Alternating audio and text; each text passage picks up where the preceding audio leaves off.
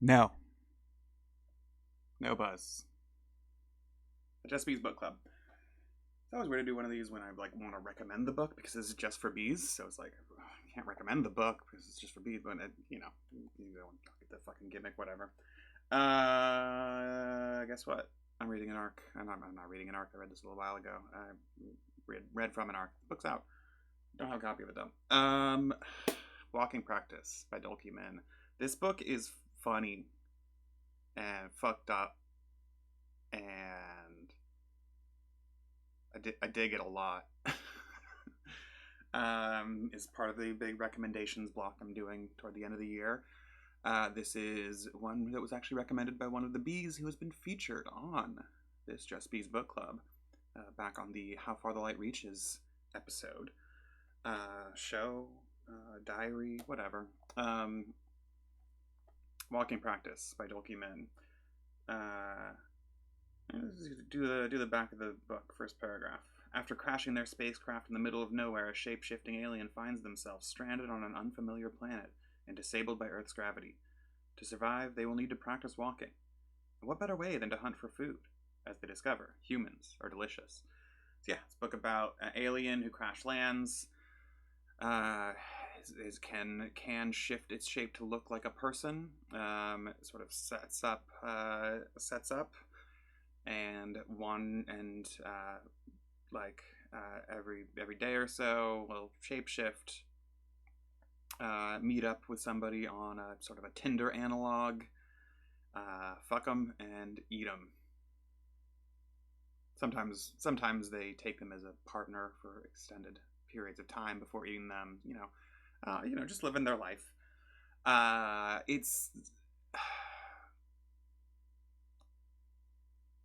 It's a I guess it's a sci-fi horror comedy. It's not though, because comedy means something more specific than like it is funny, and horror is accurate in that there are like very visceral descriptions of gore. Um, it's also like an allegory for gender dysphoria, and like invisible disability, but it's not just that. I don't know. I really dug this book. I want to say it'd be like my top 5 of the year. Like 2 months ago, this might have been my favorite book of the year. And then I read More Perfect and How Far the Light Reaches. No, that was way before that. Not How Far the Light Reaches. Like Smoke Like Light, More Perfect, Jewel Box, and The Land of Milk and Honey, which is like 4 all-time bangers. And like, so this might be my 5th favorite book. I haven't looked at my list recently, but all just to say that 2023 turned around real hard for me from a year where I was like, I don't know, I read a bunch of stuff, but like not that, some of it was pretty good. Palo Alto's probably up there too, probably. Anyway, because this year went from being super super barren for me to super super stacked, the thing I want to say, which is like easily one of my favorite books of the year, is not necessarily accurate. I think probably the analog that I reach to most when reading this is Under the Skin, the Scarlett Johansson, whoever directed it, feature film from 2013-ish. A movie that when I saw it, I was like kind of cool on. I thought it was like neat, but not that interesting. And then here I am a decade later, still sort of occasionally thinking about it, which is more than I can say about a lot of movies. And I feel like this might sort of hit that same spot, except for I was just happier reading it in the first place. Yeah, it's fucked up. It's funny. I'm gonna read like 2 pages because I think it sort of gets to the exact thing that I love about this book.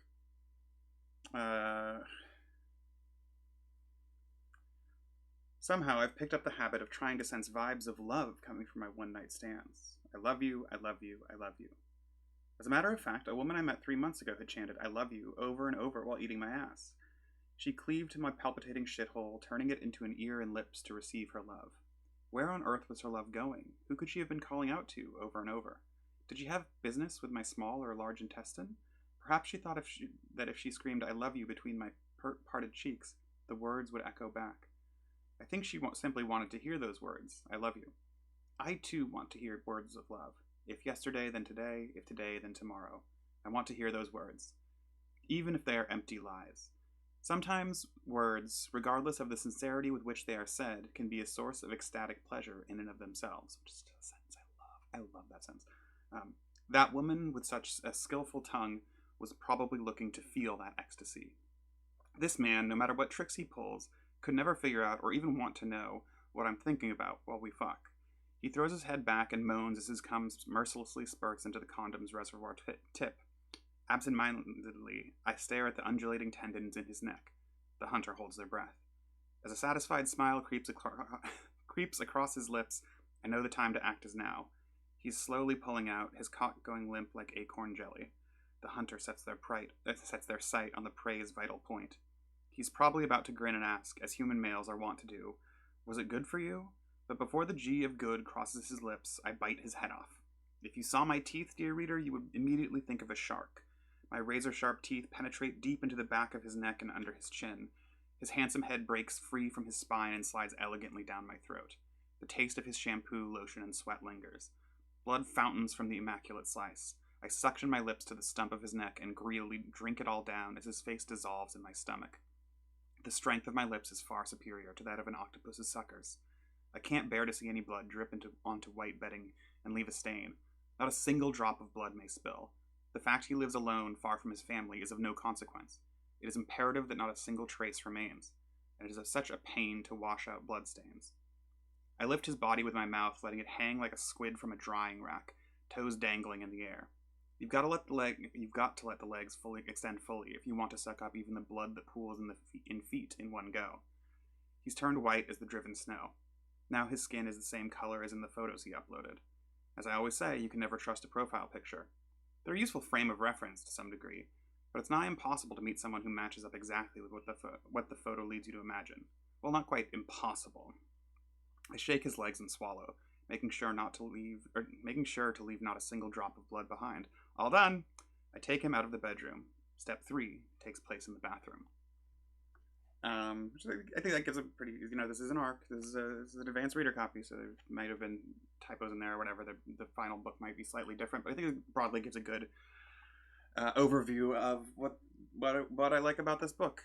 This alien's sort of tendency to fall into reverie, the sort of goofiness of the all done, or the palpitating shithole. The writing is very colloquial in that way.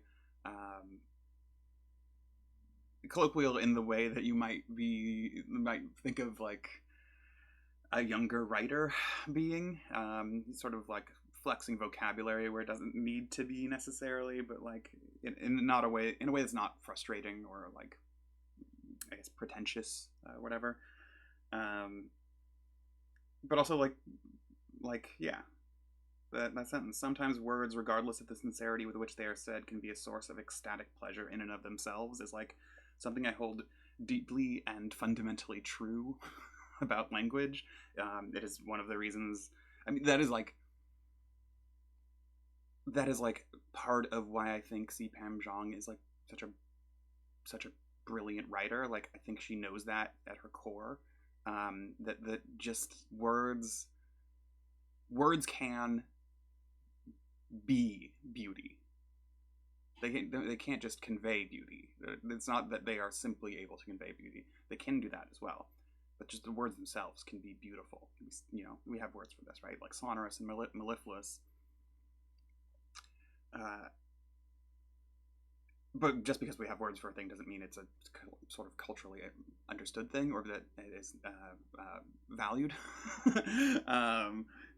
And I just like it when a thing just says a thing that I feel deeply in my bones to be true, and it says it in the middle of a sex scene with an alien who shapeshifts, who then proceeds to bite somebody's head off, and the image also there, straight up like a squid in a drying rack, I think is exactly it. Not exactly it. letting it hang like a squid from a drying rack, toes tangling in the air. Just a strong image there as well. The shark teeth, all that.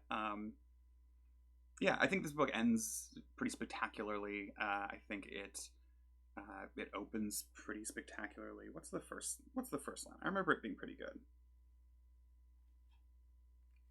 Oop.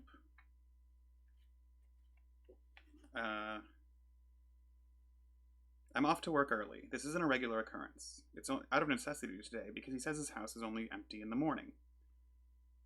Yeah, it's pretty good. Just like uh, a bit of a misdirect. I know I did know sort of roughly what this was about because of said coworker, said fellow B on occasion, sort of giving me the high level of it, but like appreciate a good little misdirect. This is just like off to work early because he said his house would only be empty in the morning. Does this the questions pop up, and the answer is an alien who eats people after fucking them because they really like to fuck. That's the other thing, right? It's the like I said, the sort of the gravity thing is sort of the allegorical use of disability. The dysphoria thing is in the shape shifting.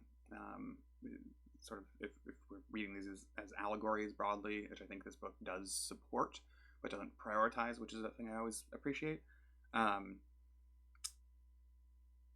There's just a lot of thinking about the body in a way that is allowed by the premise of this alien that gets worked through pretty quickly. Frankly, this is a short book. This arc is 150 pages. It's like, yeah, very big spacing. Ooh, that blew the white balance way the fuck out. Pretty big spacing. Yeah, I quite liked Walking Practice by Dolki, and I quite like it when I get to say. Thanks for not watching.